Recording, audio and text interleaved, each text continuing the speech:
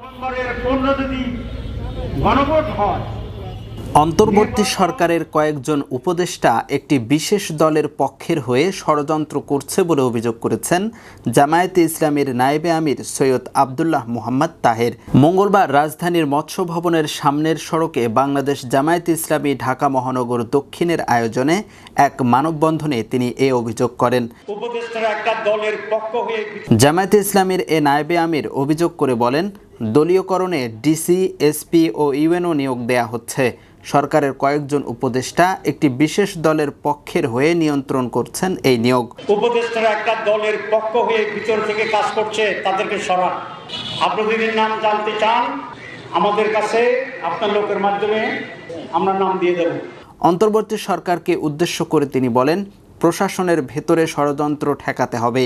যেসব উপদেষ্টা একটি দলকে বিশেষ সুযোগ করে দিচ্ছেন তাদের প্রত্যাহার করুন। প্রশাসনের এখন যে ষড়যন্ত্র চলছে, মাননীয় প্রধান উপদেষ্টা আপনি এটা ঠেকা। জামায়াত নেতা তাহের হুঁশিয়ারি দিয়ে বলেন, 5 দফা দাবি আদায়ের জন্য যা যা দরকার সব করব পর্যায়ক্রমে।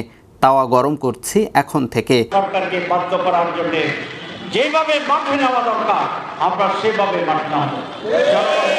এর আগে বেলা 11টা থেকে দুপুর 12টা পর্যন্ত রাজধানীর যাত্রাবাড়ি থেকে গাবতলী পর্যন্ত সড়ক পথে এই কর্মসূচি পালন করেছে দলটি।